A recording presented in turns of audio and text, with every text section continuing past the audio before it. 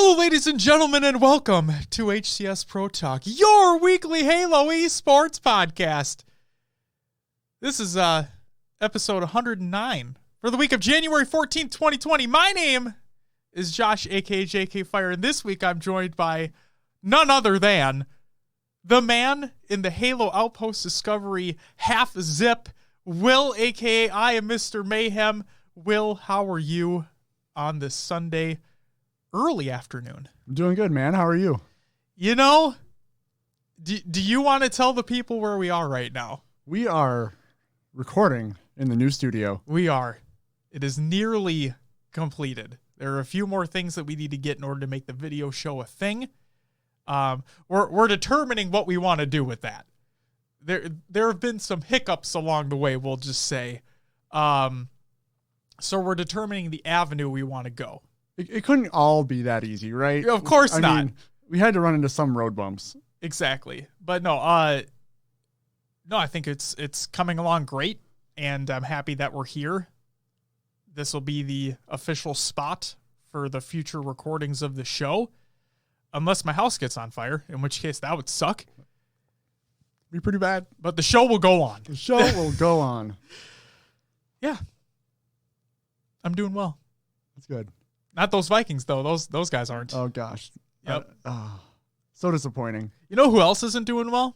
The Baltimore Ravens. The Ravens, yes. Woo, boy. Speaking of which, isn't there a game on right now? No, their game was last night. No. Is there a game on? Yeah, yes. I believe it is. There's two games. Chiefs and Texans. Yep, Chiefs and Texans, and then later today, I believe it's Green Bay and Seattle? Yes. Yeah.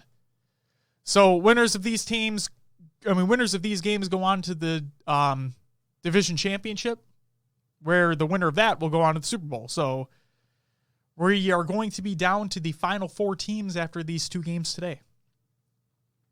So, Will, I know it's not Halo related, but you haven't asked me the question yet. So since you haven't, I'm just going to ask this. Since we're on the topic of sports, with the teams that we have left, okay? Yeah. So we know who's in the AFC Championship. We know who's in the NFC Championship. We know. No, we don't. We know one team that's in both. From each side. I'm an idiot. So, out of the teams we have left, okay? You talking predictions here? Yes. Who do you think is going to be in the Super Bowl? All right. Who do you think is going to be in the Super Bowl?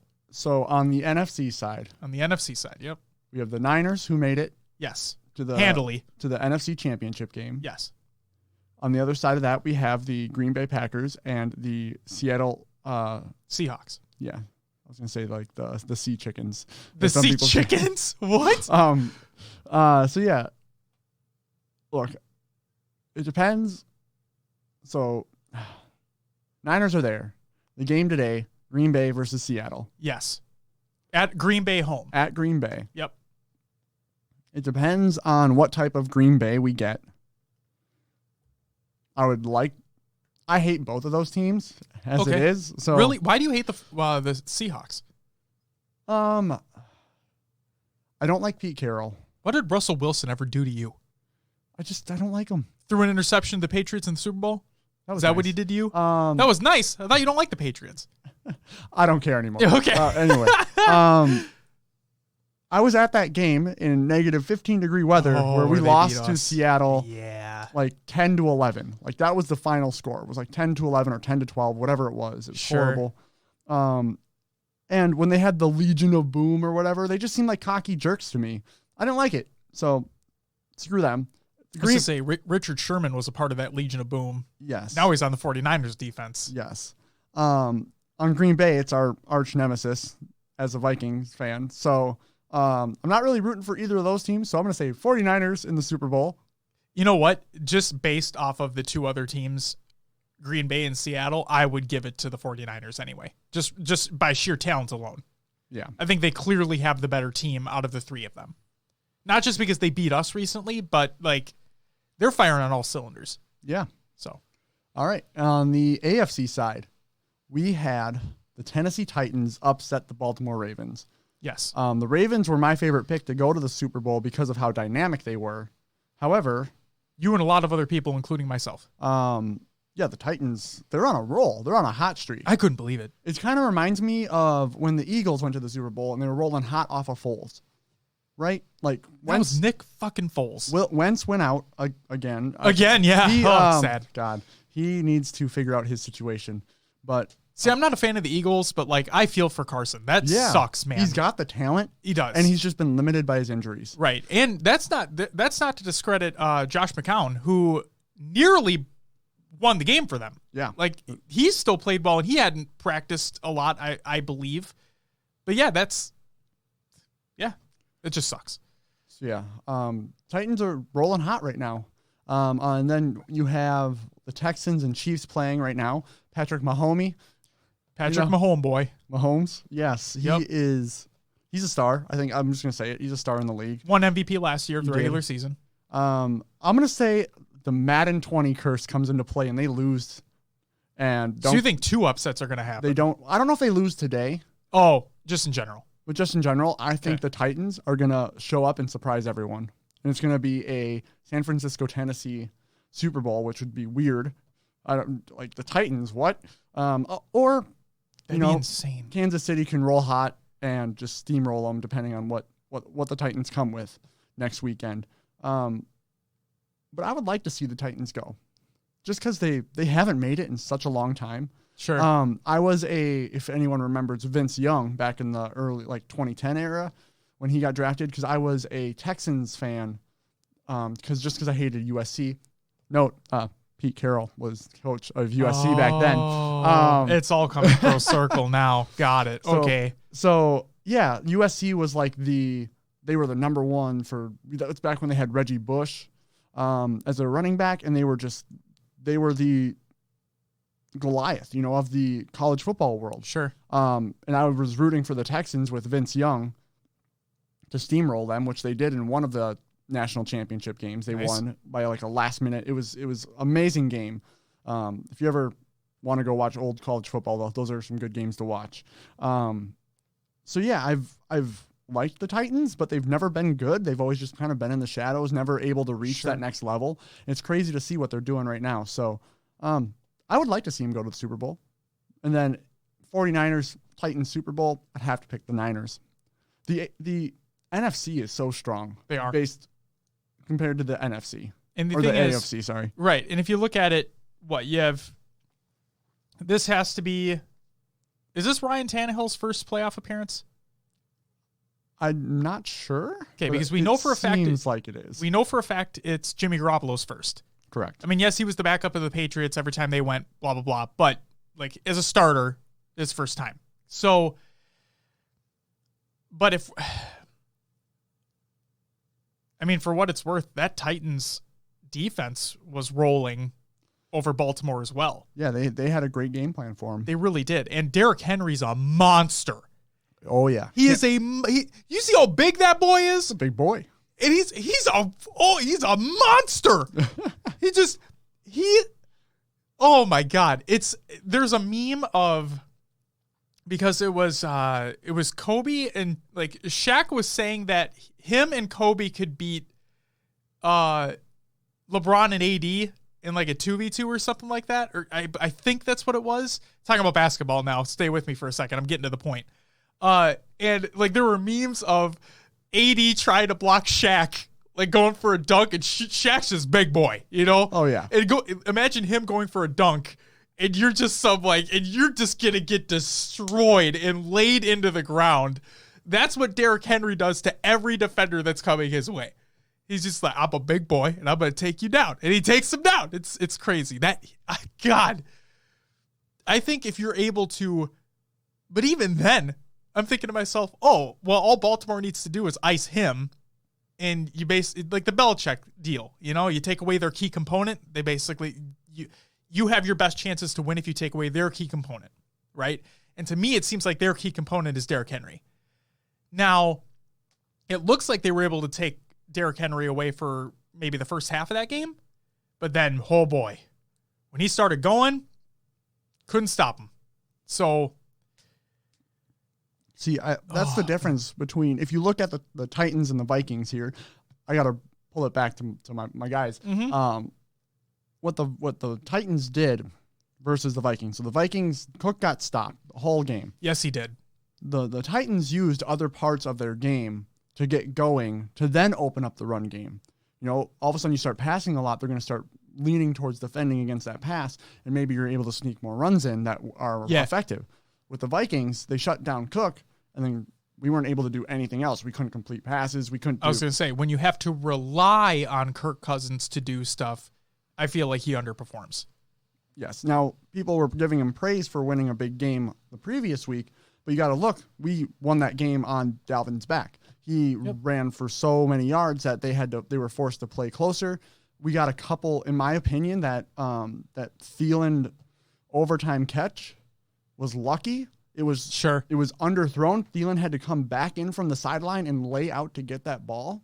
Now, he's going to tell you Kirk threw it perfectly, but realistically, no. If that was in his breadbasket, maybe Thielen can stretch out and just get the touchdown there. Well, that's the thing, too, is that analysts were saying that it was not a well-thrown pass because usually what that play consists of is you throw to the sideline. Yeah. So Thielen would complete his route, go towards the sideline, pick it off, and go out of bounds. Like or run down the sideline, whatever. But yeah, I agree. So as a Vikings fan, I'm not sold on Kirk anymore. Sure. Well, were we ever? I don't think we were ever, like you and I don't think we were ever sold on Kirk Cousins. He's had some flashy moments. He has. And it gave you hope, but there was never a solidified, like, this is a great guy. He's the one who should be leading us. But besides the point, yes, I'm thinking San Francisco, Tennessee in the Super Bowl, and I'd say San Fran takes it all. What about you? Is that what are you thinking? So I think, if the Chiefs win this game, it's going to be Chiefs-Titans, right? Correct. In the AFC Championship game? Yes. Game is currently tied at the time of recording 0-0 with 10 minutes left in the first. Okay.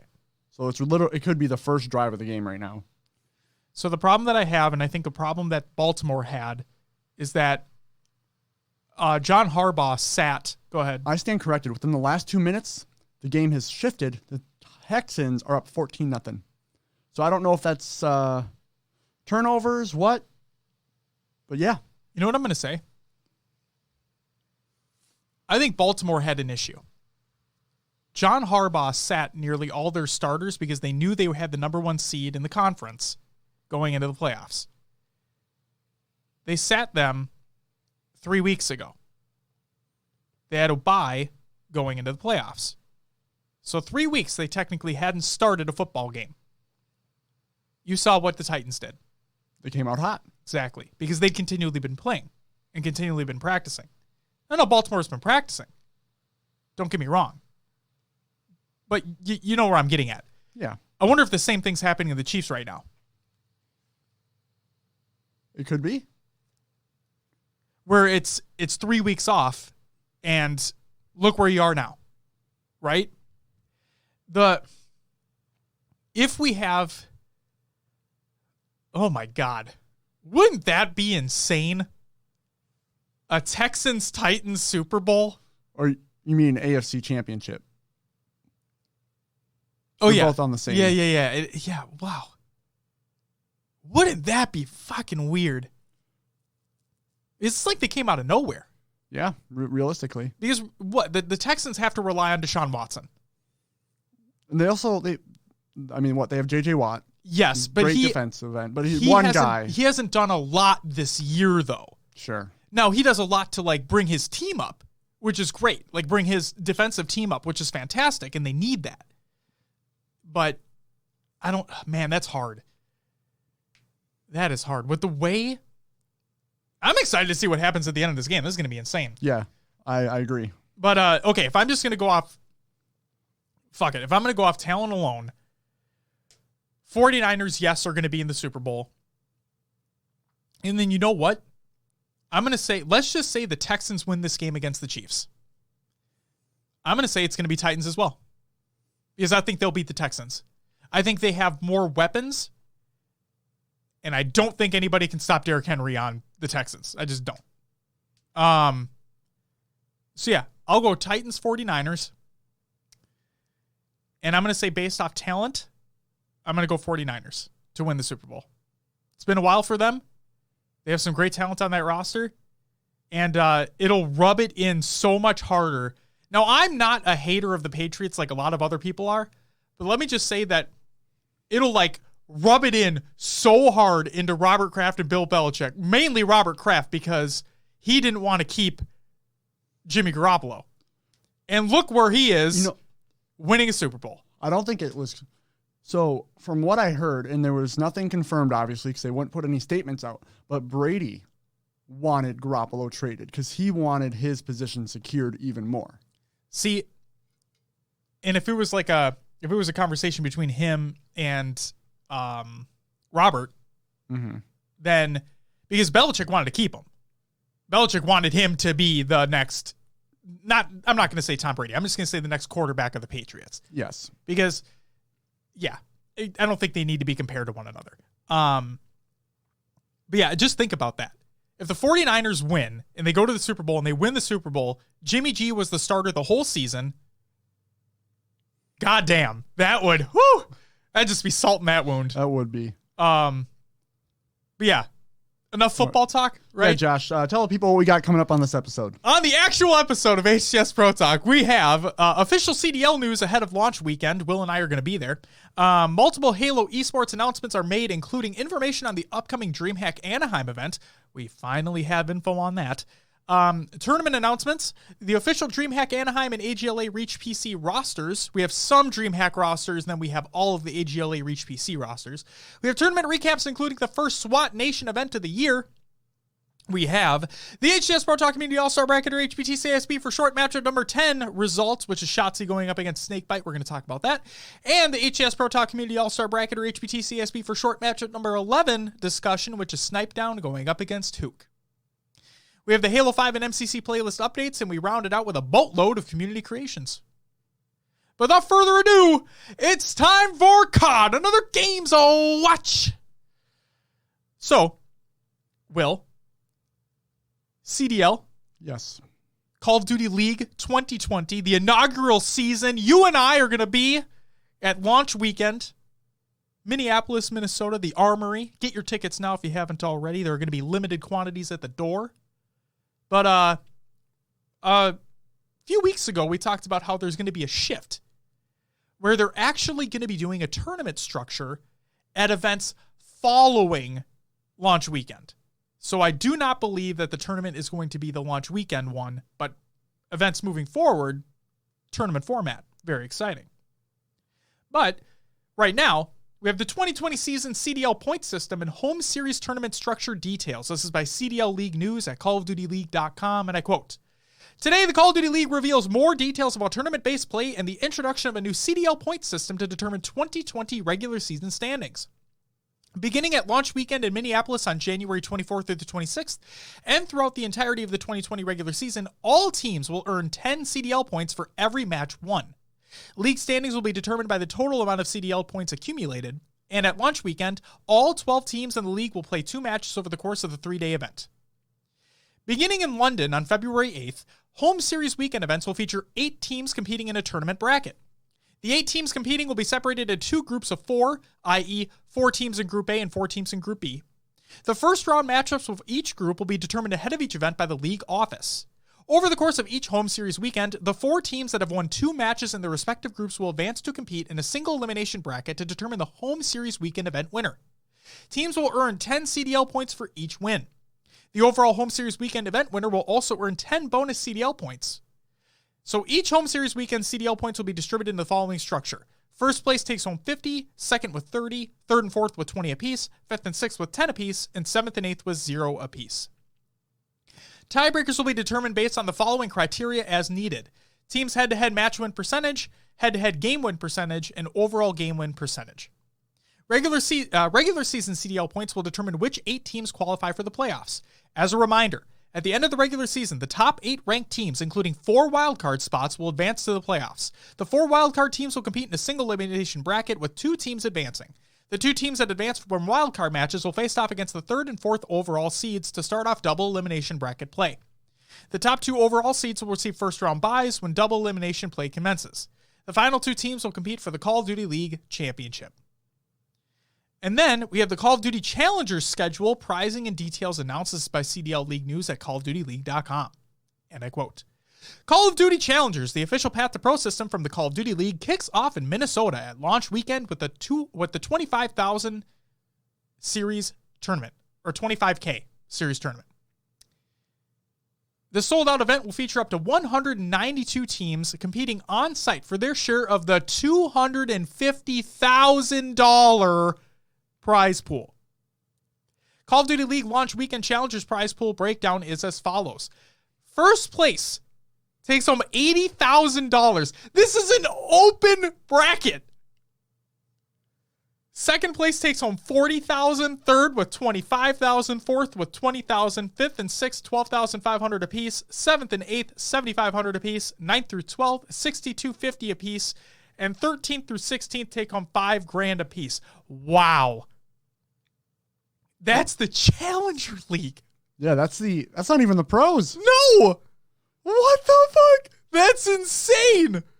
Hey, guess the money's in Call of Duty. Think about this for a second, Will. Okay? This is at the Armory. Yep. Right? 100 up to 192 teams. 5v5. That's a lot of people. That's a lot of players. Are we going to be like sardines in there? Like shuffling around? I feel like it. Hey, guys. God damn. Launch weekend challenger schedule on Thursday the 23rd, 6 to 9 p.m. Central Standard Time, early competitor check-in. The event starts on Friday the 24th, 9 to 12 p.m. Central Standard competitor check-in, and 1 p.m. competition begins. On Saturday, January 25th at 10 a.m. competition begins, and Sunday at 10 a.m. competition begins as well. So there you go. All competitors for the Launch Weekend Challengers event must finalize their rosters, including accepting team invites, prior to January 20th at 6 p.m. Eastern Standard Time. Rosters cannot be altered after the roster lock date. In addition to Launch Weekend, all Call of Duty League teams will host Challenger competitions in their home markets. Each home series weekend event will include a Call of Duty Challengers tournament during the 2020 Call of Duty League season. Each event will be a $10,000 series event, hosting a bracket of 32 to 64 teams, and will have a minimum of $10,000 in cash prizing. In addition to home series weekend events, select teams will host additional Call of Duty Challengers events in their markets throughout the 2020 season with dedicated prizing. For more information regarding the 2020 Call of Duty League schedule, you can click at the link included in the Google Doc of the show notes of the show. And the following equipment will be provided for 2020 Challengers Open events. Competitors are responsible for bringing their own controller and headset. So the equipment includes a monitor, which is an Asus VG245H, a PS4 Pro, and a Cronus Max CM00049, which is a USB device. Is that like their amp? Like a mix amp? Fuck if I know. That would be my assumption. I think so too. But that's it for COD. Another Games to Watch. Hey, Will. Yes. Are you ready for some competitive news? First and foremost, we have the Europa Halo announces team members. This is by Europa Halo. There's a couple things here. Europa Halo includes Joe Sketch, that's a head caster for 2020, and Dub XL, which is a manager of channels and communications. Congratulations to you two. There are other spots that are still being worked out. Check out Europa Halo at Europa Halo on Twitter for more information. And then the Halo Wars 2 Europa Halo, they have signed on Chavez Flexington, which is a caster and video editor. So congratulations as well. Next up, we have Hoaxer makes an announcement on Twitter, and I quote, "Regarding Halo, I'll be officially committing to coaching from now and into Halo Infinite. I am extremely excited to take my experience from these past few years in Halo 5 coaching and refining the craft in a major way this year. The push for dominance starts now. #JustACoach." It's funny because last year his tag was not just a coach. Now he's moved to just a coach. It's okay. He's still just as fantastic. Next news story, we have GT Halo announces their next LAN. This is by GT Halo on Twitter, and I quote, "Get ready for the GT Halo Overnight Winter LAN. Bring your friends, sleeping bags, and your PCs if you want to play Reach on PC for our first LAN of 2020. It's taking place Friday, January 31st at 6 p.m. on Saturday. Wait, that goes to Saturday, February 1st at noon.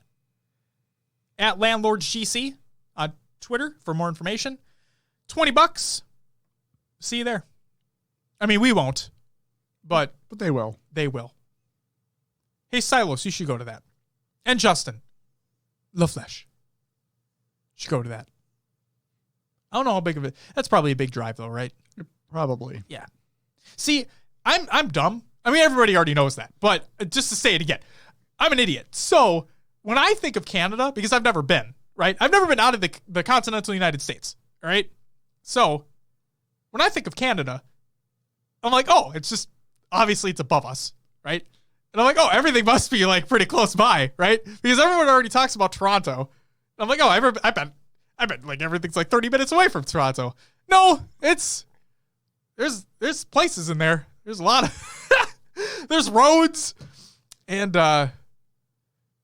yep, they take time and there's a lot of distance to be covered, you know? I'm an idiot. So that's besides the point. Next news story.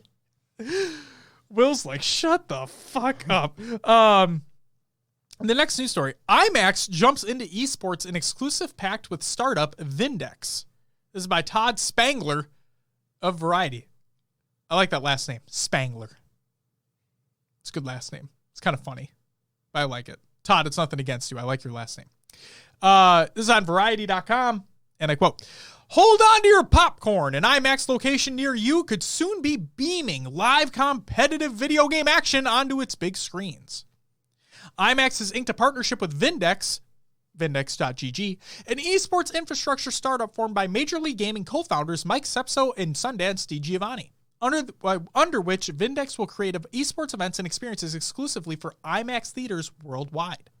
For now, the companies aren't providing details about what games or esports events will be featured in IMAX's big screen venues, much less what the ticket prices may be. The parties are aiming to kick things off in the first half of 2020. Under the pact, Vindex expects to broadcast esports content and events across IMAX's worldwide network through its newly launched Vindex Studios division, which is working with esports publishers and leagues. Quote, "Coming off our biggest year ever at the box office, it's clear that audiences around the world see IMAX as a go-to destination for fandom, community, and the most immersive entertainment experiences," end quote. That's IMAX's CEO Rich Gelfand said in announcing the Vindex deal. Quote, "We've long seen the opportunity to bring the explosive world of esports to our platform, and we're excited to work with proven innovators like Mike, Sundance, and the Vindex team to create entirely new experiences for fans worldwide," end quote. More broadly, the Vindex deal is part of IMAX's ongoing experimentation with new kinds of content on its screens, with the aim of driving utilization of its theater network during non-peak periods.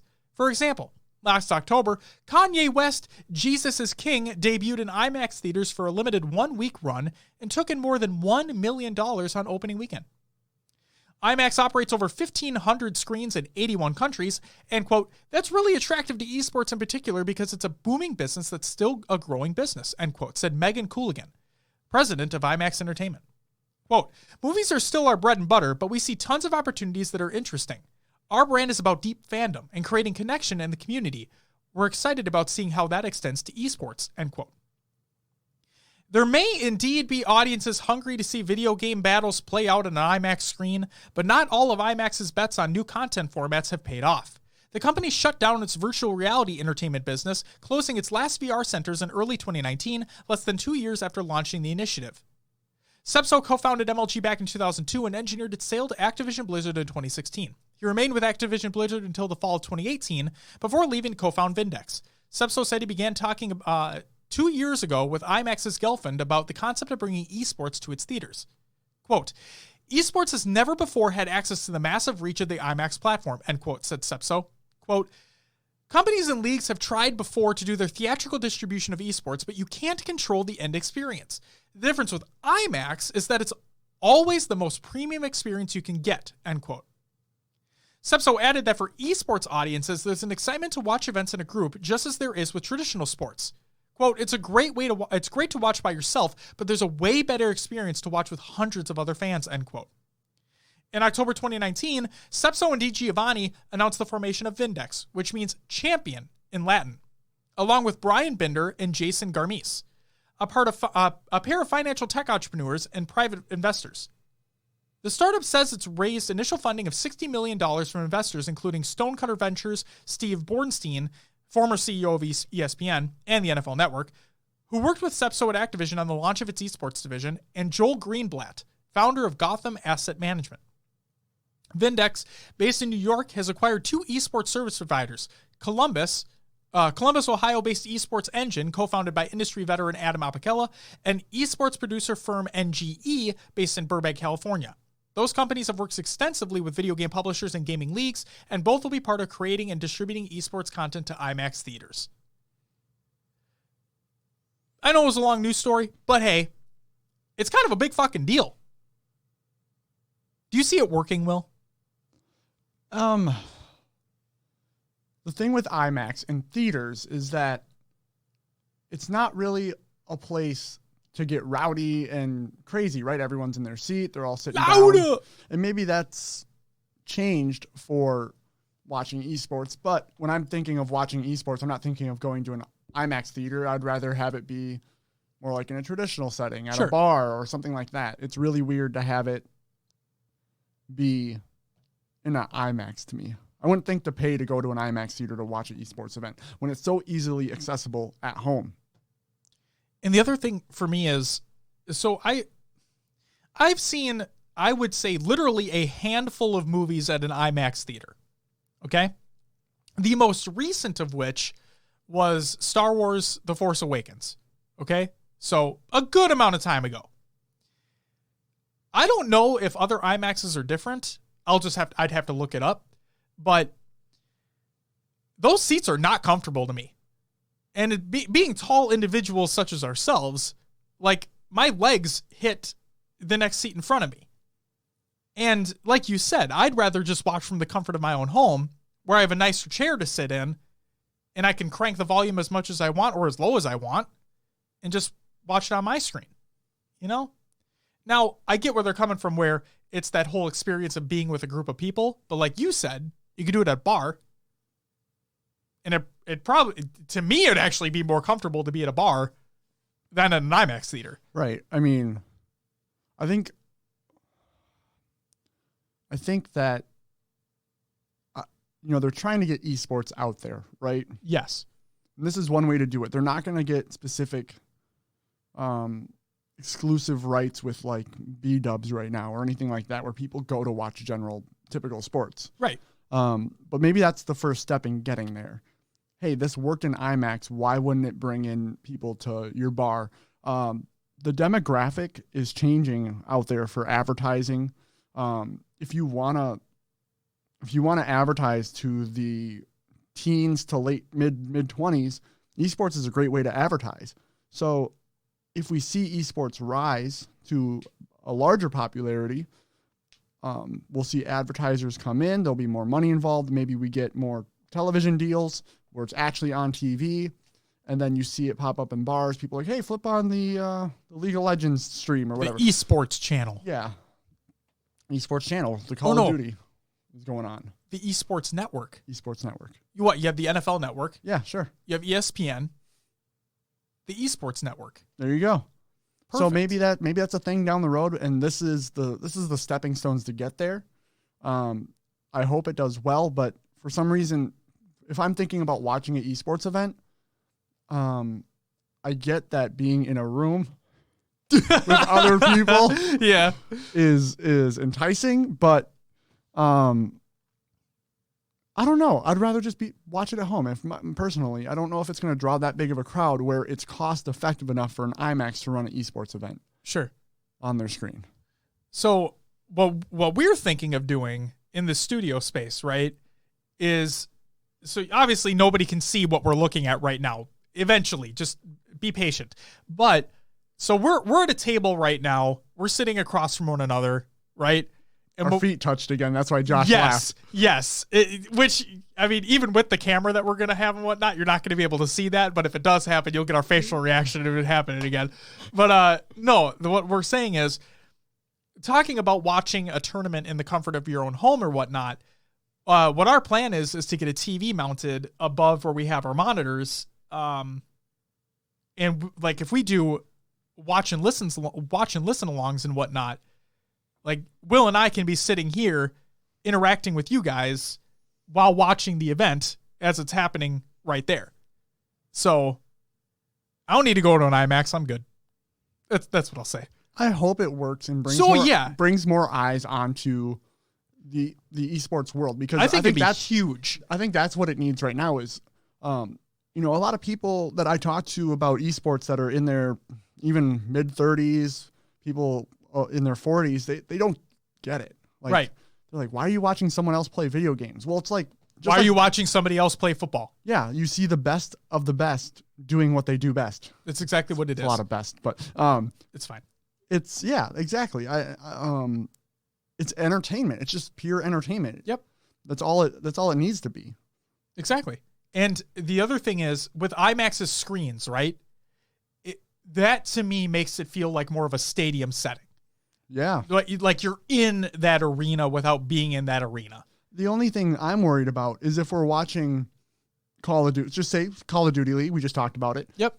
The fast movements on that big of a screen, not running above 60 hertz. I don't know. Is that going to that might give...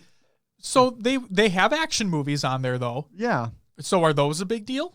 But they're designed and shot specifically for film. For film. Correct. When you're not getting freaking Tiny whipping his cursor to the left and to the right and to the left. Right.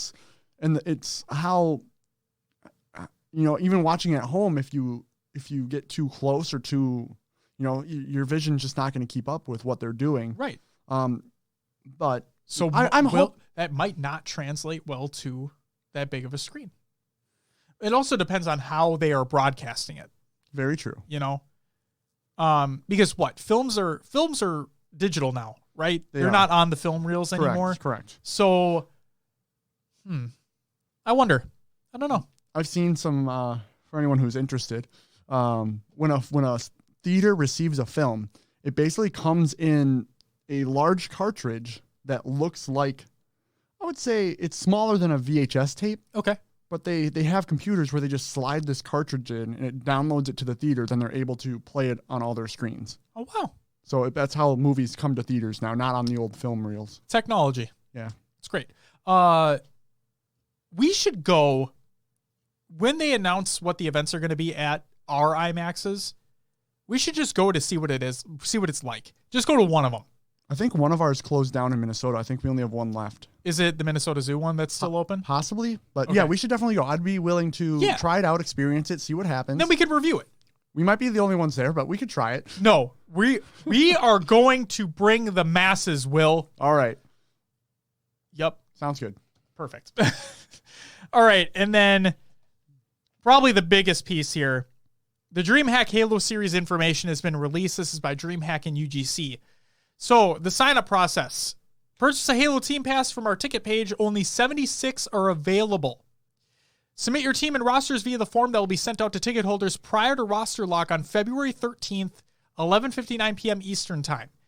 And as a note here, you can still purchase and submit rosters post the roster lock, but only teams who submitted prior to the roster lock is eligible for direct seeding into pools. The top 12 of the submitted teams by then. Seeding will be done based on the qualifiers. But what are the qualifiers?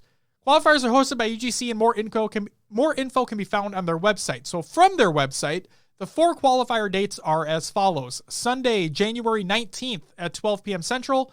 Saturday, January 25th at 12 p.m. Central. Saturday, February 1st at 12 p.m. Central. And Saturday, February 8th at 12 p.m. Central. The top 12 teams who participated and signed up prior to the roster lock will be seeded directly into the pools. The format is a 4v4 single elimination, 64 teams, and best of 5 games. Player equipment. All teams and players are expected to bring their own functioning peripherals to be used for tournament play. Keyboard and controllers are allowed, and more detailed information will follow shortly. Prize pool distribution. First place will take home $25,000. This is all USD, by the way. Second place takes home $10,000. Third with $6,000, fourth with $3,000, fifth and sixth take home $2,000 apiece, and seventh through eighth take home $1,000 apiece. Here's the tournament format. Open bracket up to 64 teams, double elimination. All matches are best of 5. The 4 best teams advance to pool play, and places 5 through 8 are placed in the elimination bracket in the championship bracket. Pool play. 12 seeded teams based on online UGC qualifier and 4 qualifying teams from the open bracket. All matches are best of 5, and each group will have 4 teams in it. And then for the championship bracket, 20 teams qualified through the open bracket and pool play. It's a double elimination bracket. All matches are best of 5 until losers finals and winners bracket finals. Losers finals, winners bracket finals, and grand finals are all best of 7. So typical tournament fashion here for Halo. And then I included here at the end a little Moses and Snipe Down conversation that happened on Twitter because we've talked about this countless times, so I'm just going to say it. So here we go. This was what Moses said. Is 6 weeks notice for crucial info and 1 week notice for LAN qualifiers for Halo's first ever PC tournament an absolute joke? Yes. But it's also important to keep in mind that we're extremely fortunate to have any events at all. They easily could have pulled the plug until Infinite. Snipe Down replied with, you need to be 10 steps ahead in this industry. Before launch of Halo on PC, ideas and events should have been pre-planned depending on overall reaction to the game, not reactionary after launch. This shouldn't even be a statement needed to be made anymore. We had a $2.5 million Worlds event without an announcement for future plans of competitive Halo. The lack of detailed planning for the future is a huge setback for competitive Halo as a whole. Yup. I would say they're both right. I mean, me too. Be grateful we have anything at all right now. And Snipe Down's right. There should be more on top of it. And for Infinite, it sounds like they're on top of it, right? He's already planning events. They're looking at a full year roadmap. Right. And hopefully that's coming along nicely. And hopefully, once the first year is rolled out, 6-7 months in, we get the next year. Yes. That's the key. Keep it rolling. Keep the information going. Yes. Early and often. I hope they've learned from their mistakes, and that's all we can do right now is hope. And we'll see what happens. I agree completely. But Dreamhack, I hope we have a great event coming from them. Yes. I hope it's fun, and that's all I really need is a fun Halo event. Right. I'm anxious to see what's going to happen with this controller versus mouse and keyboard debate when we get closer to this first actual event for some real big money. So, yeah. Because what we have these throwdown events that are happening, but that's like hey, let's get some big names in here with some other content creators as well. There's some good money in there, don't get me wrong, but it's not all hardcore. They're doing BTB, they're doing SWAT, they're doing snipers. This is the first real PC players are allowed, controller players are allowed. There's big money. There's plenty of teams, hopefully. Yeah, I'm anxious and excited to see what that conversation is going to be with the mouse and keyboard versus the controller players. So that's what I got. And Will, that's it for the competitive news. Upcoming tournaments of the week presented by noobcombo.com. Go to noobcombo.com for all your Halo esports needs. The AGLA Reach PC matchups of the week. Monday, January 13th, we have Griff Balls Deep versus Zero Logic. Zero Logic is going up against Respawn All-Stars, and Thundercats is also going up against Respawn All-Stars. On Tuesday, January 14th, we have Thundercats going up against Bumble Banshees. We have the Rack Attack going up against Free Agents, and then Bumble Banshees again are going up against Junkyard Doogs.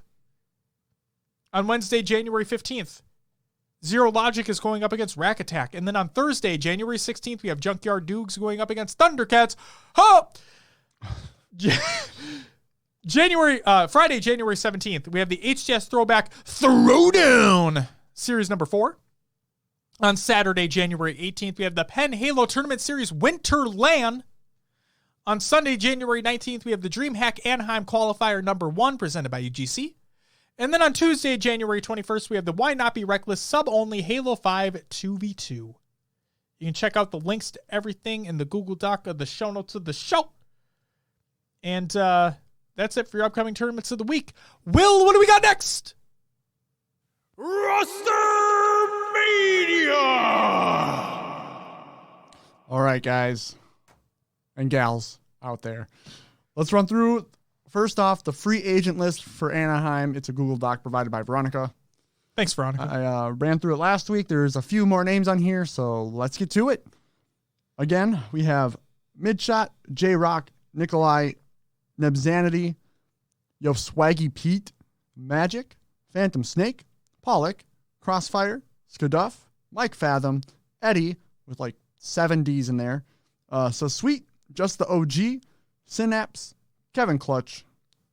I'm going to go with Shinedown, 60804, Nade Fox, Wargwa, Trekka, Yoltz Yup, Mad Cow, RB6784, Banging Models, Devin Vert,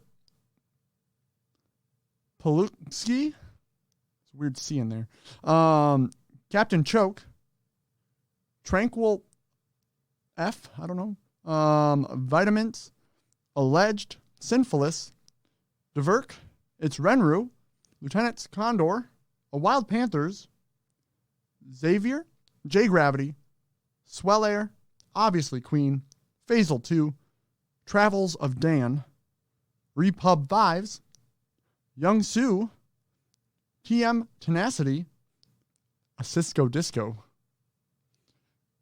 I like his Twitter, which is Disco My Cisco. We have DeSuave Man and Venatical. We also have Hillian, Dread Takedown, Very Nerdy, Poseidon's BR, Terminal Abyss, and Kershed. Cherished. Looks like Kershed. I don't have the tabs for Team 2 and Team 3. I do not. Here we go. You got them. All right. Team of 2s. Looking for 2 others, I guess. This would be Schlags and Sacrifice. Next team, Veronica and Dreamy Dream.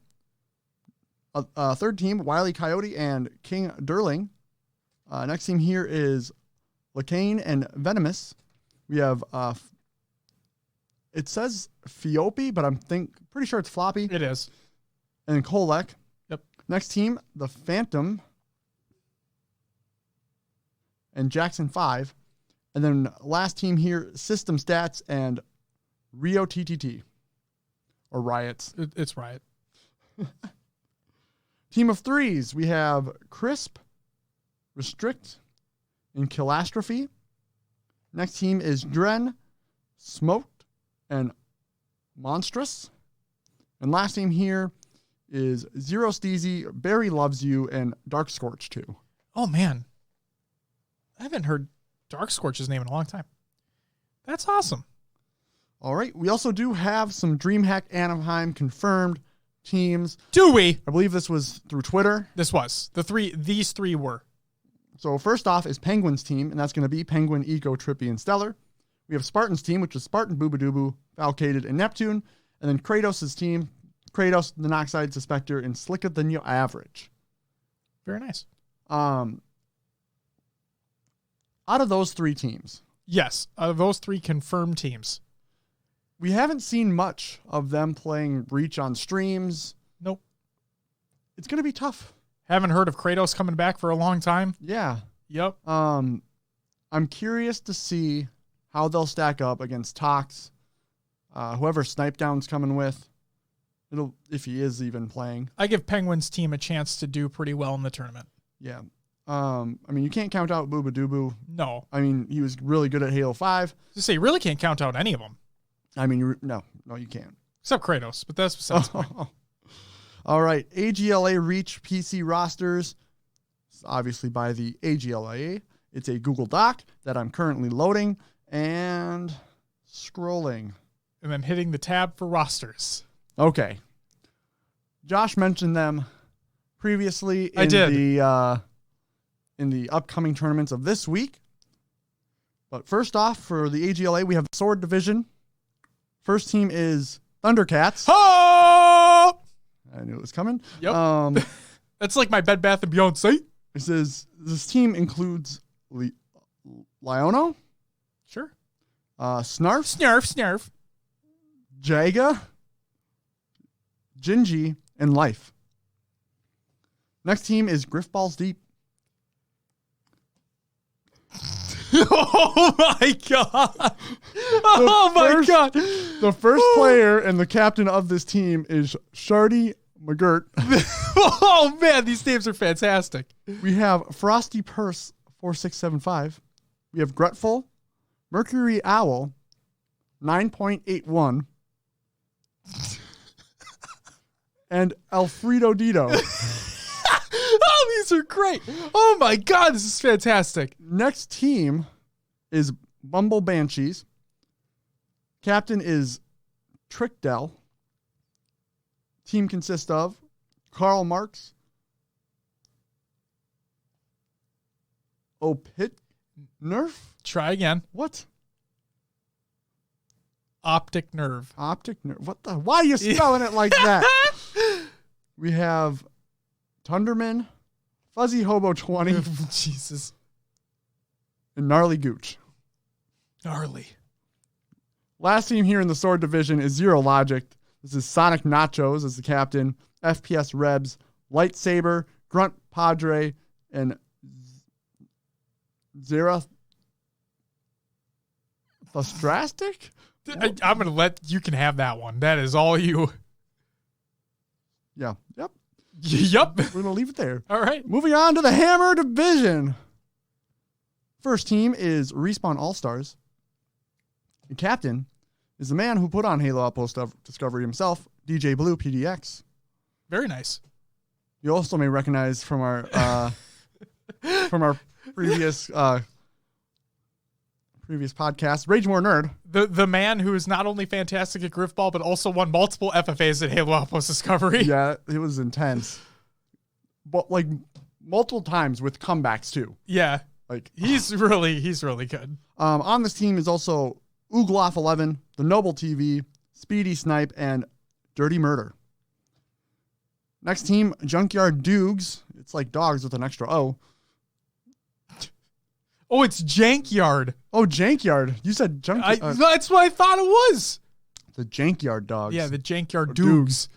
I'm just going to mess up one of them. Always and forever. All right.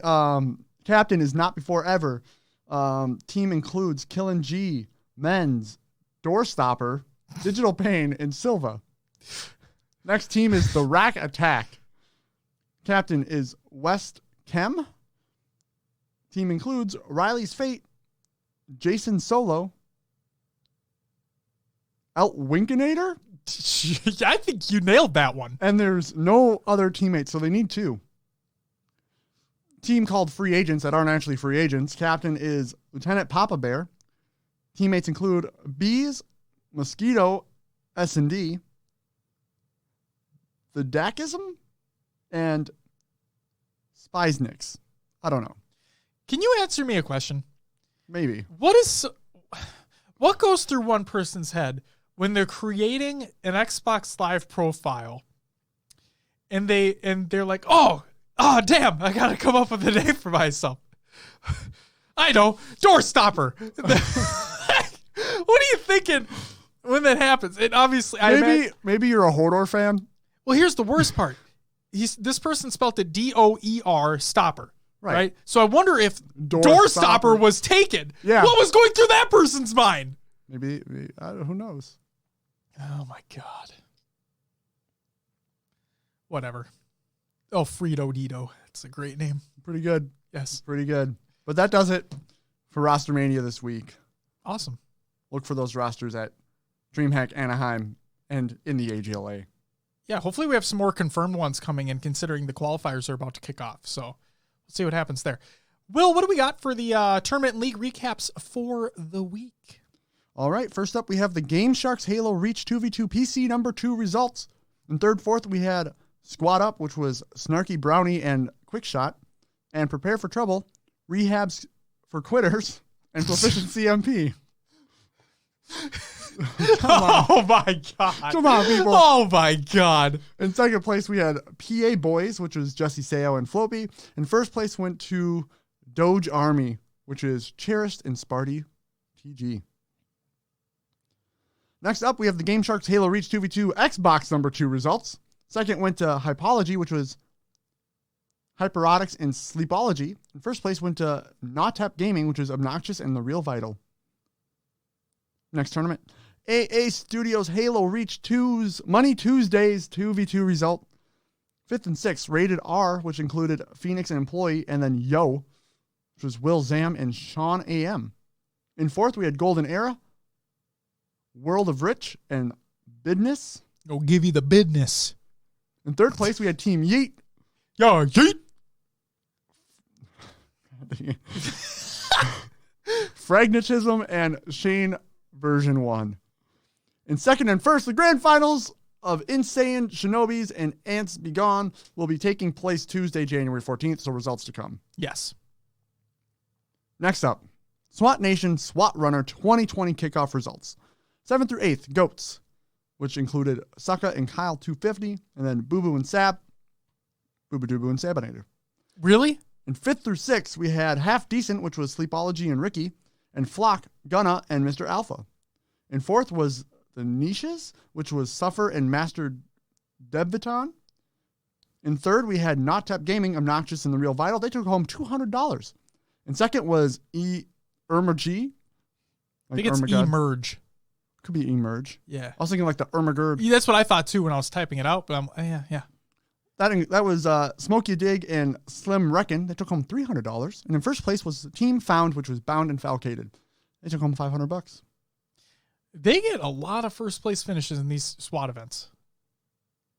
That 2's team is a powerhouse. I have to say, I know SWAT's very sweaty. Yeah. But it has become my favorite ranked playlist in H5 right now. Well, you and Beth have just become best friends. I want to play more SWAT. I don't remember where I got ranked, but I've been carrying my teams. Like, I'm saying like 2010, like 20. Yeah. Sounds like you should enter one of these tournaments. I need to get into some SWAT. Yes. I think I honestly probably couldn't compete in these tournaments. You have no idea. You have no idea. It's my rank. It'll come up. I'll get shit on. Just DDoS the other team. Yeah. Like when I get angry and just, yeah. Exactly. Okay. And you punch your desk. Yeah. I may have punched. I may have punched a hole through my IKEA desk at one point in my life. Okay. It's okay. It was the particle wood, right? So yes, it wasn't real wood. It wasn't real wood. See, it's fine. But Will is super strong, so don't fuck with him, all right? Let's move on to the HCS Throwback Throwdown. Throwdown! Series number 3 results. This is from noobcombo.com. This week's Throwback Throwdown tournament gave us a little flashback to the HCS Invitational with Big Team Battle being the playlist played.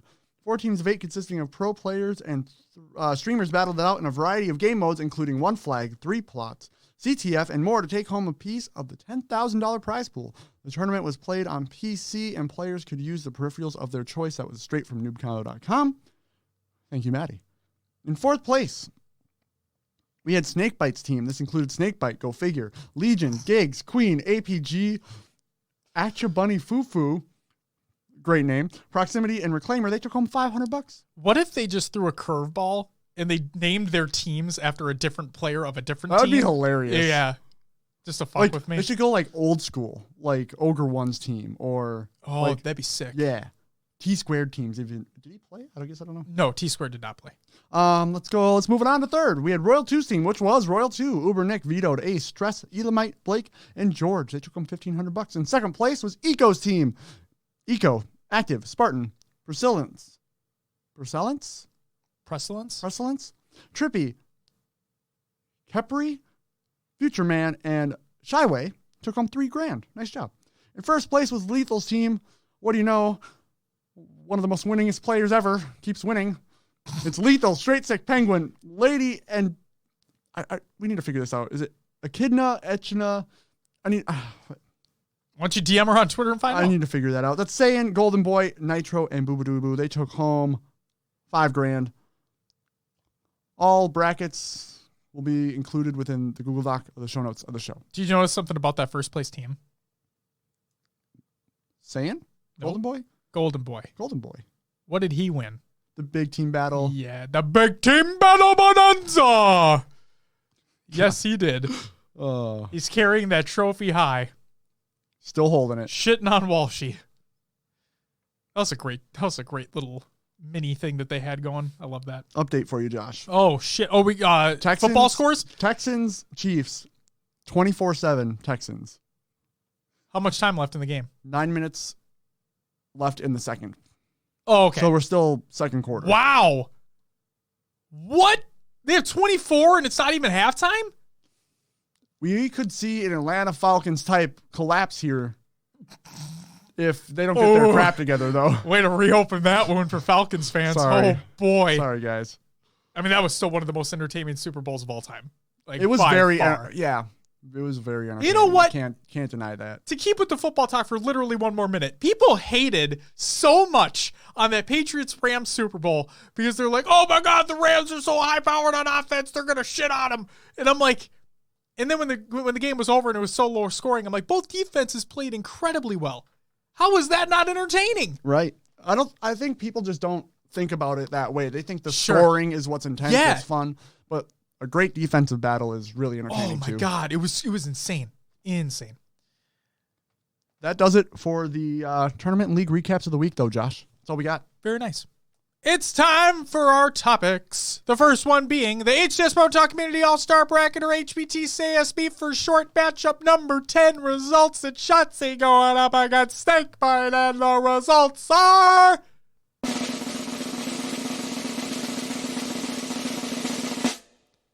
Oh, that was perfect timing, Will. Look at you. See, all you needed was one practice run before we actually recorded. You know what I mean? Yeah, I got this. You got it. For reference, before we started recording the show, Will was doing a testing because we reset up the mixer for this space, and he was retesting out the sound bites, and he was trying to get the timing down to like snap right when the drum roll ended, and this time he pointed right as the drum roll ended. He was right on the money. But we have Twitter poll results for you. In a 61.4% landslide win, we have a Snakebite. Not as close as I thought it was going to be. It really wasn't. No, same. Like, I thought we made good arguments for both players, don't get me wrong. Yes. But, like, Shoutouts impacted the game so fucking much. Do you think the upset last week swayed people to vote towards the more established long-term player? You know what I want to do? Wait, what am I doing? I have my laptop in front of me. There was something said here. I'm going to look it up real quick before we move on to the next topic. And let me see.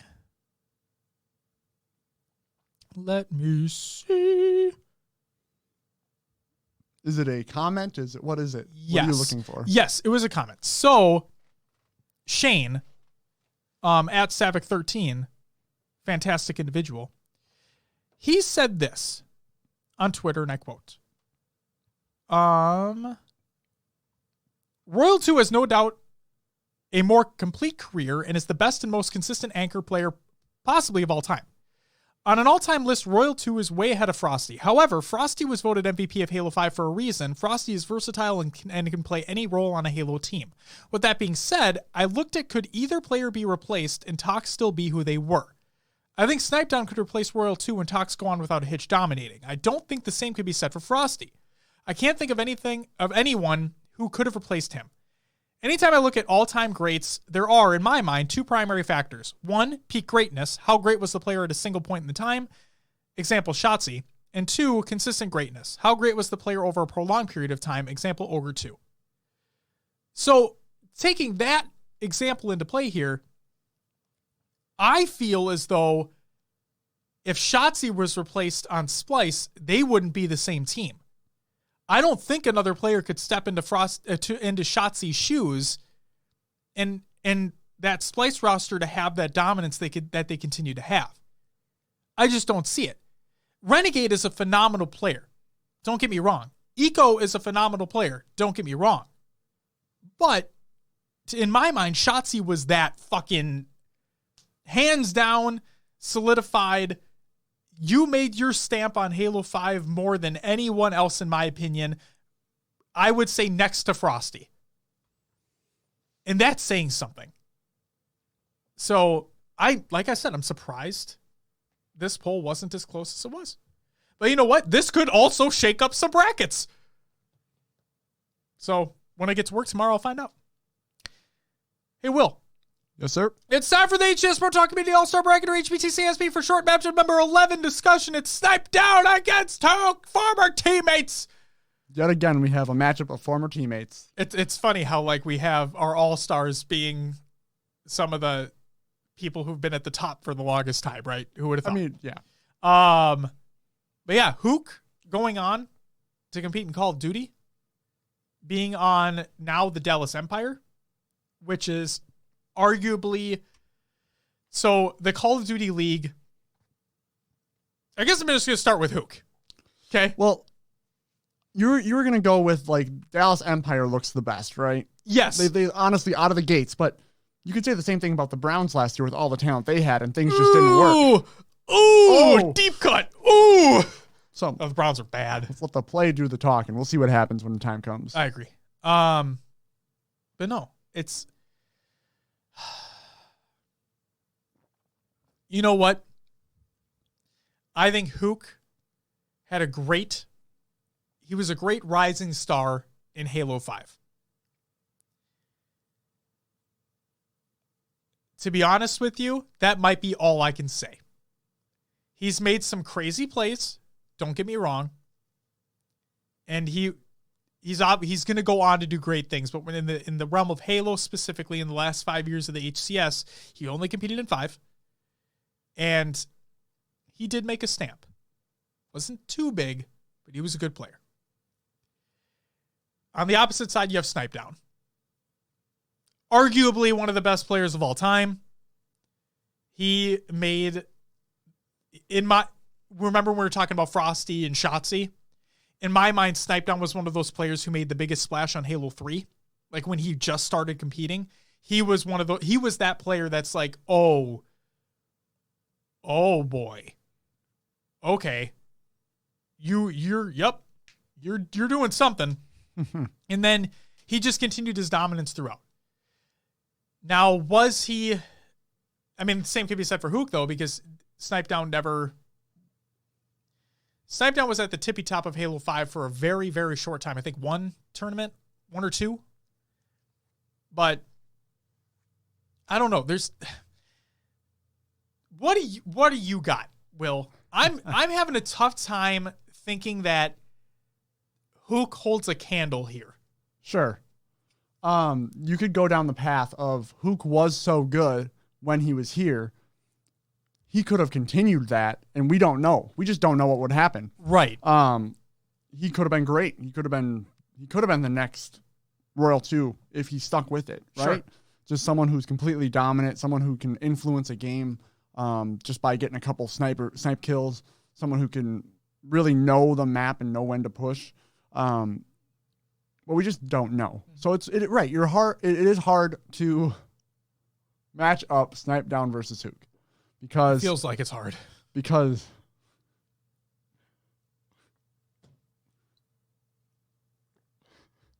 what? Because I said it feels like it's hard? I'm what the fuck are you laughing about? Anyway, back to it. I'm so confused right now. You're right. It's hard to say Hook holds up against Snipe Down because Snipe Down's been there for so long. He's done so well for so long. But it's the what if. We don't know. We don't know what Hook would have done if he was here earlier. Can we base it off the what if, though? I don't know, because it's not proven. Do you think he's is he an all-star of Halo? Would he be your number one? No, he would not be. He wouldn't be my number one, but the reason why he's in this bracket is because of the splash that he made. He did have a big impact on Halo. He did. He had a big impact on Halo 5 when he came on the scene. And he was, in my opinion, he was a pivotal part of that Envy roster that he was on at the time. And yeah, it's so hard because he left so early. You know, he didn't start right away, but he also left really early. Yeah. So in that short period of time that he was playing, he did well. It just, in my mind, not well enough to compete against Snipe Down. Like when we're talking about all-stars the past 5 years of the HCS, he definitely deserves to be on the list. Not necessarily winning. because we clearly have better players that, not even just stat-wise, just, I mean, consistency, teamwork, etc. Yeah. And I mean, realistically, it's going to come down to the votes on Twitter. Right. If people feel that he was a better player, competitor, person, whatever they want to quantify as your all-star, we might see some votes for Hook over Snipedown, but I think we're going to have another 65 to 25% or 35%, whatever it be. Sure. I just, yeah. I just don't have much for this. It's tough because, you're right. We talked about both of them at length before, and now when we get into nitty-gritty, it's like there's not much nitty-gritty to talk about with Hook. Right. Because he's not as long-standing as Snipedown. Right, and I can say that, I mean, in Halo 5 alone, Snipedown's made more clutch plays. I mean, it's clear. Because he's played more. Yeah, right. It just comes down to statistics, right? If you play more Halo, you're going to make more plays. Exactly. Now, you could also make more flubs, but I don't think he has. I think Snipedown's remained consistent. You can say Hook was consistent while he was there, too. Sure. Part of me thinks, like, without Hook, that Envy roster wouldn't have been as good as it was. I agree. But at the same time, they weren't all time. You know, even with Hook on that roster. Sure. It's an interesting one. It's hard. It's weird. I think we just got to leave this one to the voters, see where the votes lie, and go from there. Agreed. All right. Agreed. Well, should we talk about some regular news? Alvin Kamara and Halo? Yes. So, Alvin Kamara, star running back of the New Orleans Saints, currently sitting on the couch right now, along with the Minnesota Vikings. That's fine. It is fine. So while you said you're not that big of a Seahawks fan, I'm not that big of a Saints fan. Oh, me either. Right. And for the same reasons, right? We had Bountygate. Yep. 2009. Yep. Vikings should have won the Super Bowl that year. They should have. Brett Favre was, the fact that we had him, it was like, what the hell? And the fact that he was playing as good as he was. And our team was fantastic back then. Now, I wasn't paying much attention to football back then, but after going back and rewatching these things, they clearly had it out for him. Oh, yeah. Yep. And then, so Bountygate, and then you had, what happened after that? There was one thing that happened after that I don't like them for. I forgot. Either way. Do you remember? Well, there was the Minneapolis Miracle 2 years ago. Sure. Right? Sean Payton was taunting us with the skull chant at the end of the game. Yeah. He thought they won. Right. Guy's an asshole. I don't like Sean Payton. Like, you don't like Pete Carroll? I don't like Sean Payton at all. Sure. I can't stand him. I'm in the same boat. That's the funny thing is that Drew Brees seems like the most likable, humble dad figure. Right. And then you have Sean Payton, just this douche of a coach. Like, it's what it seems to me. Like, I don't know the guy. He could be the nicest person in the world. I just don't know. But, like, when I see him on the football field, especially when he's taunting with the skull chant, dude, get the fuck out of here. Oh, you know how people complain, us included, that Kirk Cousins doesn't do well in big time moments? Sean Payton. Past 2 years? Now, granted, that pass interference call that wasn't called against the Rams. Okay, that was clearly, that should have been called. I feel for you there, but I think this is karma coming back. Right. Hard. Well, like the last 3 years, they had Minneapolis Miracle, the no call pass interference, and us winning in OT. We just beat them in OT. Yes. Yeah, karma back from 2009 when they had Bountygate. Never stops. There you go. Never stops. Alvin Kamara, star running back of the New Orleans Saints, he put out a tweet at Ninja. I've decided you got to hop back on Halo 5. We got to run it. Ninja replied with, Halo 5, bro? Are you sure? Alvin states, you better play Halo. You play Halo with me, and I'll get on a game of your choice with you. Even trade. Okay. Huh. Alvin Kamara wants to play some Halo 5. With Ninja. And I joked in the Discord, and I said, Alvin Kamara single-handedly bringing Ninja out of retirement with Halo 5. No, not happening. Oh, I know it's not happening. It'd just be funny as all hell. Yeah, I don't know. I thought that was kind of cool that Alvin was out there and just being like, yeah, I mean, I'm here now. I got time to kill. Let's play some Halo. Hell yeah. All jokes aside about the football stuff. No, like seriously, I thought that was cool that he tweets out he wants to play some Halo. Out of all things, could have said, I'm going to play some COD. I'm going to play Fortnite. I'm going to play Tarkov. Right? But no, he said he wanted to play Halo. It's pretty sick. And the fact that he looped Ninja in there, I'm like, what the fuck is going on right now? Is the Ninja thing like a popularity grab at this point, though? Or it's what it kind of feels like, right? A little bit. The fact that pro football players and other major sports stars are reaching out to Ninja for clout. You also have to look at it. I mean, my mind kind of works business all the time. So marketing wise, his demographic was a teenage demographic. If these players want to get recognized by these younger people so that they're more well liked. And what you have people that care about football and other sports, what, mid-20s to way later? Oh yeah. So no, I agree completely. It definitely fits. It's just really funny. Yeah. All right, next news story. The MCC playlist update for January 8th, 2020. This is by Postums over on HaloWaypoint.com. And I quote, there's some social 4v4 settings changes that are going to be taking place. In Slayer, the increased waiting to make vanilla maps and Forge map variants more appear frequently. Zone Control added Asylum King of the Hill. And Action Sack replaced Skee Ball with Skee Ball Extreme and removed Boom Ball from Solitary. And then in SWAT, added SWAT to Uncaged and Pinnacle, removed SWAT and SWAT-nums from Solitary and Penance, and increased waiting to make vanilla maps and Forge map variants appear more frequently. And then the big one, Halo Reach Hardcore, enabled full team matching, replacing partial team matching. So, for the Halo Reach Hardcore changes, we would like to clarify what full team matching means. This change only applies to a full team of 4 searching and matchmaking, so they only match other teams of 4. All other team size combinations are free to match each other. This is an area of which we will continue to update and monitor based on player feedback and data. As always, thank you for playing and we'll see you online. That's awesome. Good to see. Big change that needed to happen. And the last news story, we have the Halo 5 Guardian social playlist updates by Unishek. Hey, it's first soundbite use of the year for that one. Feels good. Hey all, as we've touched on before in community updates, we'll be looking to reduce the amount of playlists in Halo 5 throughout the year. It is a step we have to take in order to ensure we maintain good connections, search times, and match fairness across the entire game. The first part of this will take place next Thursday, January 16th at 10 a.m. Pacific time during our typical playlist update. Here's a little more information on the first 2 changes that we'll make to our social offerings next week. We'll be moving from 2 social rotational playlists to 1 rotational slot.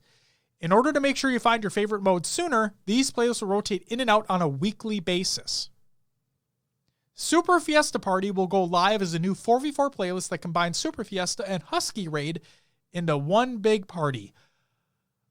Ugh. No fucking thank you. But that's, yep. When those 2 changes are implemented, there will still be plenty of playlists for you to enjoy. These include, on the ranked side, Slayer, Team Arena, Doubles, SWAT, Elimination, Free-For-All, and Head-to-Head. And then in social, we have Quick Play, Super Fiesta Party, Big Team Battle, Big Team Super Fiesta. The rotational slot is Shoddy Snipers and Infection.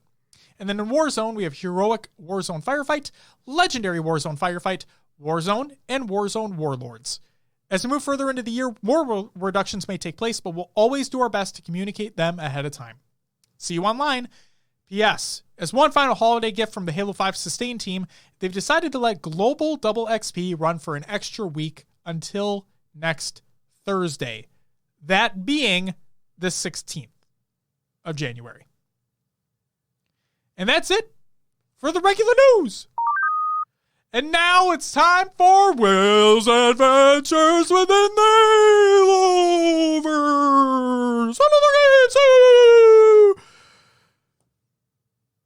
Will, what'd you play this week? All right. Let's start off with the game. What the fuck? I played last night until 4 a.m. Really? It's Madden 20. Why? So they have a no, they got rid of the long shot mode. Oh, was that the campaign? Technically, yes. Okay. The campaign where you went through the story of the the up and comer. The up and comer. Yeah. But what they did do is basically make a kind of path to pro story. So there is a slight story there. So I have Origin Access, Premiere, downloaded it, fired it up. Biggest issue with the game on PC, there's an audio bug. Oh, yep. Oh, I know exactly what you're talking about. It's still there? And you can't exit. Like, I guess I could have probably exited out of the first game. Sure. But I played through the whole first game with the freaking audio bug. And then I couldn't figure it out for some reason. I was messing with settings. I'm like, where the fuck? I thought it was my CPU. I didn't know what was going on. Finally looked up a YouTube video. They're like, here's what you got to do. You have to open, Task Manager, go into this page, set it to run as this, and all this stuff, and it worked fine. Okay. But after that, it was enjoyable. Sure. There's a lot of videos out there of like stupid plays happening where like the quarterback falls and like throws the ball as he's like almost on his back, and it's like a 50-yard bomb from like him laying on the ground. And I've seen some stupid stuff where like runners bounce off of like 5 tacklers that just shouldn't happen. And I'm typical Madden shit. I'm starting to see why. Like there's certain things that happen in the game where like, oh, that animation just makes it so that player can't hit that person. Sure. And I know back when I was streaming, Josh used to watch me play Madden and laugh his ass off at all it was stupid, so funny. I love things that stupid happen. Madden shit. It's so much fun. So there's still some of that in the game. Okay. But the Path to Pro thing is really cool. You create your character. The story starts off as you pick your college you commit to. So the story is the same no matter what. But I picked the Texans because that's the college I used to root for. Wow. Thanks a lot for not picking the Gophers. I don't think they're in there. It's like, wow. Wow. EA. What the hell? It's like the top winningest teams that have been there for a long time. Just saying, we did pretty well. We did this year. So I picked the Texans, and basically the storyline is you commit to this college, and then all of a sudden another like top tier quarterback decommits from his college to come to your college. Right? So he gets the starting job over you. Oh, what an asshole. I know, right? Even though you were like a top tier recruit. So the story picks up 4 years later. You make it to the college playoffs, but your quarterback got hurt and you need to step in. And then you just shit on him. Pretty much. And you make it to the pros. That's kind of the story. Is Path to pro. Depending on how well you do in those college games, if you win the college playoffs, and then also you go to the scouting combine and have to hit certain plays and practice, depends on where you get drafted. So this can change. So yeah, it can all change. Oh. I found out there's only one way to get drafted first overall, and it's ridiculously hard. Oh, I bet. So I went 23rd overall in the first round, so I felt pretty good about myself. Nice. Went to the Broncos. And nice. Now I played through the preseason. Now, are their rosters updated? I don't know how updated. So I was going to say, were you playing under Joe Flacco? I was. So so playing in the preseason, it was me versus Flacco for the starting job. What position did you go in the draft? 23rd first round. 23rd overall? Yeah. Clearly they do need a quarterback. Yeah. Oh man, exactly. Flacco sucks. So yeah, it was bad. I won the starting job into the season, which I feel like they give it to you no matter what. Because nobody wants to be playing under Joe Flacco. Yeah. So my first couple of games, I did horrible in the pros. Okay. Like, it just didn't work. Wasn't that kind of expected, though, too? As a rookie, right. You don't expect to do well. And they kind of tell you that, like, okay, yeah, this is kind of normal. And they always say, oh, you didn't have much experience in college. You only played 2 games. Like, that's literally... and like, there's different dialogue choices, too, as you're, like, going through... which can influence what type of player your person is. If he's a better leader, if he's a better, like, just influencer, so to speak, like the rah-rah guy, but not a great, like, team leader. Sure. If you're a selfish person or not, like, all your dialogue choices kind of make that happen. So it was interesting to play. It was fun. I enjoyed it for what it was. I just find it funny that, Tua from Alabama, he had a choice. He could either stay at Alabama for another year before going into the draft for the NFL, or he's had an injury or two. So to hopefully not hurt his draft chances, he announced that he's going to be entering the NFL draft for the next season. Yeah. Okay. It's funny to me that you said that because you get, you're a top prospect coming into college, right? Yep. To get drafted, to go to that college. You play 2 games. You're like, I'm going to the pros, baby. Let's go. It's insane. Yeah. Oh, it's kind of nuts. God, it's so funny. And that's like that's the whole type of like, they do cuts in between. Like you get to see like Pro Football Talk or whatever. Sure. It's like the fake. They have to make it fake for the show. Right. That's so cool though. But it's live people and they talk about, this guy hasn't proven himself and why would anyone take him? And they're like, but he did come in and step in and lead a team to a national championship just out of the blue. So did you win national champs then? I did. Oh, look at you. That was good. I threw 4 touchdown passes. God damn. So one of your college teammates does like charity work outside of the thing. Sure. And he brings this like little girl to meet you, and it looks like she's suffering from leukemia. And she's like, can I expect 3 touchdowns? Or her dad like pulls you aside and she's like, she really wanted 3 touchdown passes for you in this final game. And you have to respond like yes or no. And I was like, I kind of took like the, like I'll do my best approach. I'll do my best. Sure. And then the girl goes, I asked for 4. Like I said 4. I'm like, all right, here we go. And then I threw 4 touchdown passes in the first half.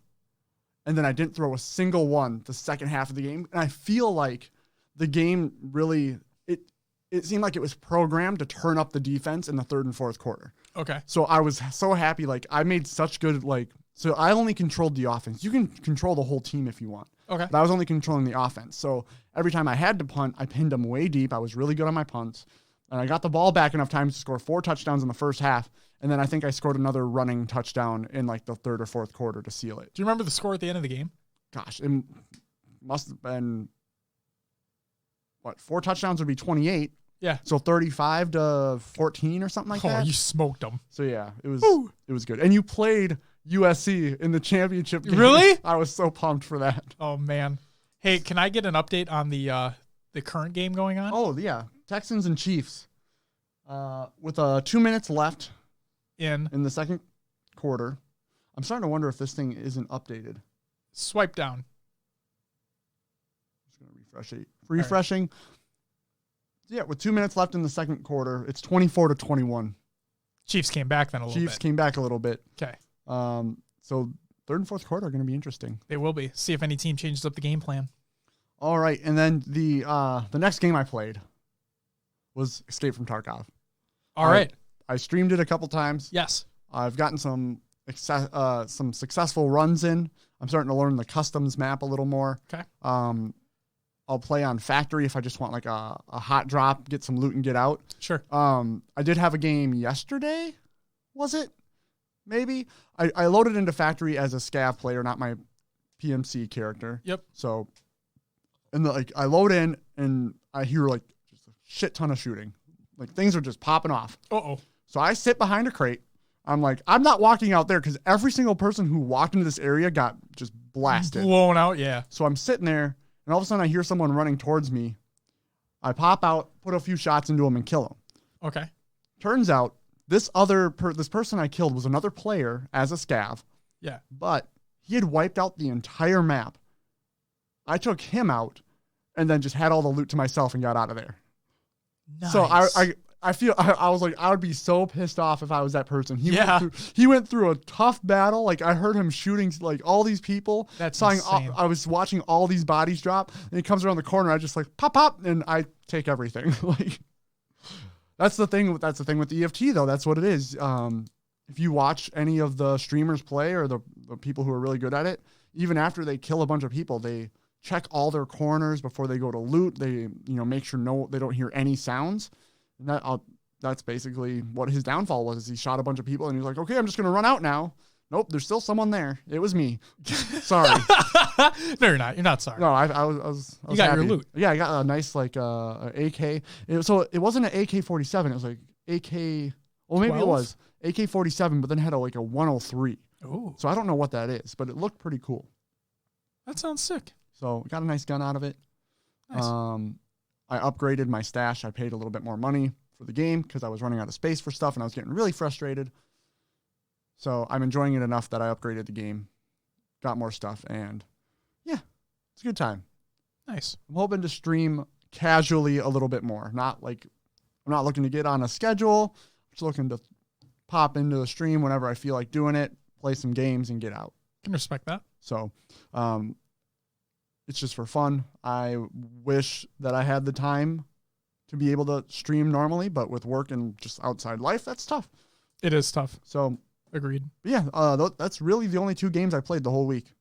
What about you, Josh? What do you got on the? I just saw what you typed. Yep, I played literally nothing.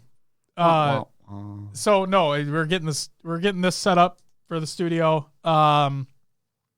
It's been finishing unpacking for the house, cleaning, school, work. Yeah, it's just been a lot. Sure. And what I really want to do, but I've heard there's issues, but what I really want to do is I got the Monster Hunter World Iceborne expansion because it just released on PC. It was on consoles before. And so I got that. And, but I've heard there's save data issues. Oh. But apparently that's only for people who played previously. And I haven't played it all. So hopefully I don't have that issue. I'd like to play that game. No, I got to continue with Pokemon. Still want to do that. And obviously we got to play some Halo. Of course. We got to get that Reach campaign started. Yeah, we've been talking about Reach campaign forever. Yep. We were saying after the move. Well, now we're done. Yeah, now we're done with everything. The only stuff. So for those who just want to know, I know we teased it earlier, but for the studio, all we need to do now is figure out the camera situation and then figure out lighting. That's it. Yeah. And then we're done. So we have, if you haven't checked out it yet, you should go to our Instagram because Will took some awesome photos. You can check out there as little teases to what the studio has. Mm-hmm. But yeah. Also, let us know how we sound. Yeah, we got some new gear. Yeah. It's nice. I like it. And I hope we sound good to you guys. Yeah, I agree. Yeah. Sound checking was nice, but yeah. But no, I'm sorry. I didn't play anything. Been busy. Plan on playing some stuff this week. It'll be fun. Chiefs take the lead with scoring with 44 seconds left in the second quarter. 27-24 Chiefs. Well, at least this is a better, more competitive game so far. I like that. Where have the Texans gone, though? They let the Chiefs score 21 points unanswered. Well, they went to Kansas City. Oh, yeah. Yep. Damn it. Walked into that one. Hey, Will. Yes. Breaking news from JK Fire. Thank you, Will. From Europa Halo, at Europa Halo on Twitter. Quote, please welcome Shurzy to the management team of Europa Halo as Hand of the King, second in command. He picked the title. But also will be taking up our community leader role to build community customs events and be our link between management and the players. Congratulations, Shurzy. Awesome. Yes. That was 6 minutes ago. Well, it's time for some shoutouts. I got 2 of them. First up, happy belated birthday to Tashi, the man who helps keep the lights on at the HCS area of 343. The man who is helping to bring us a year full of announcements ahead of time for the roadmap for Infinite. The man at the head of it all. Happy belated birthday, man. And then also, I want to give a big shout out to Awesome Games Done Quick. So I put it in the Discord. I also talked about it last week where it's a week-long charity speedrunning streaming event where they raise money for charity. AGDQ 2020, this year's charity was Prevent Cancer Foundation. And they broke their record for total amount donated out of any GDQ event. So that final total for AGDQ 2020 is $3,131,475. Congratulations, and thank you to everybody who had the means to donate. Thank you to everybody who tuned into the event. It was fantastic. I loved every second of it. I look forward to these every year. There's only 2 major ones a year, so they're big. And that was also nearly $100,000 over their previous record, which was, I believe, AGDQ last year. So that's fantastic. And then I'm also going to say SGDQ. So AGDQ is awesome games done quick. It happens in the fall, winter. SGDQ is summer games done quick. Happens in the spring, summer. Who would have guessed, right? Now, for the past few years or so, SGDQ has been in Minnesota, as a matter of fact. And this year it's going to be no different. So SGDQ 2020 will be in Bloomington, Minnesota on June 21st through the 28th. So if you are able to join, if you're in the area, purchase your tickets, be there. And yeah, it's good stuff. Raise some money for charity. It's always good. That's it for the shoutouts. Community creations. A lot of them. Got a lot of them this week. Meme Saturday.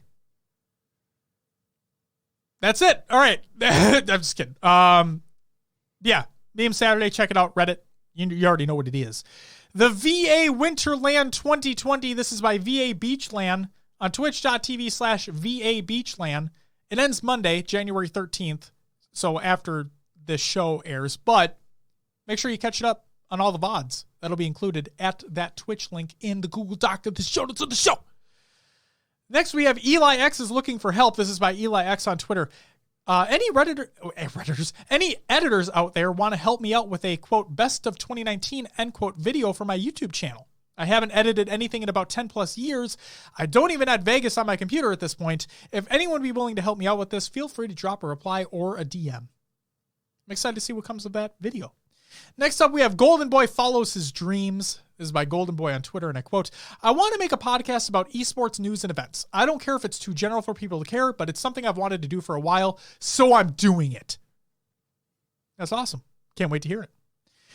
Speaking of podcasts, we have the Casual Pros podcast, episodes 1 through 3. This is by Casual Pros podcast, and this is what it is. We're excited to formally announce that the Casual Pros podcast featuring Grim Brother 1 and Rukazol is now live with new episodes every week. Check it out. Then we have 5 stretches gamers can do for hand pain. This is by Fracno on YouTube. Check it out. Carpal tunnel is nothing to fuck with. That's what I'm going to say. And make sure you do your hand stretches when you're gaming, when you're typing, when you're fucking. Next up, we have Let's Play Halo Season 1, Episode 1, The Beginning. This is by Wonder Boy. He's making a Let's Play Halo YouTube series. You can check it out at the YouTube link provided. Then we have Halo Reach Tips for Beginners Instantly Improve.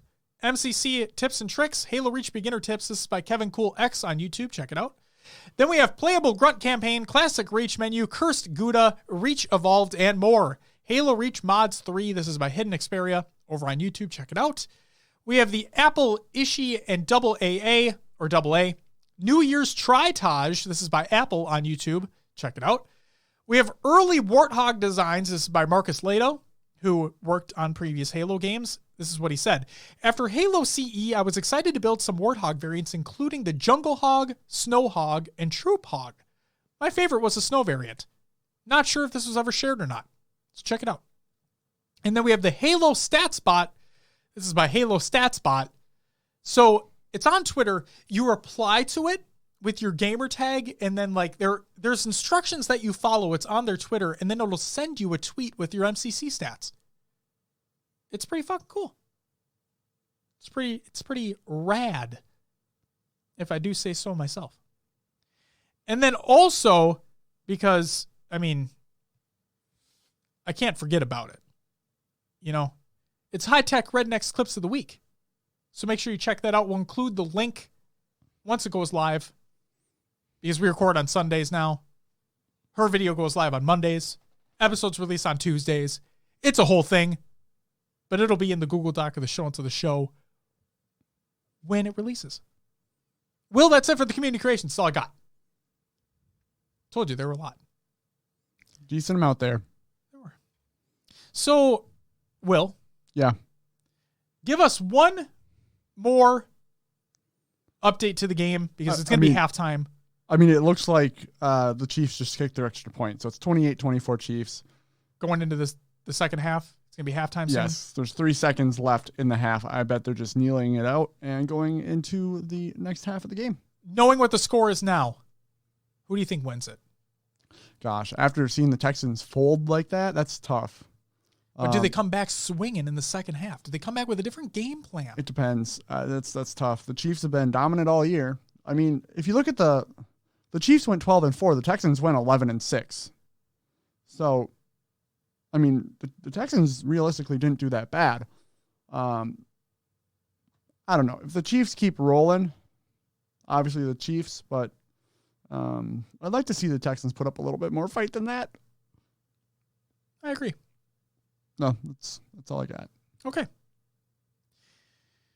I was just checking to see if there was anything else that we were missing before closing it out. But Will, new space, new gear.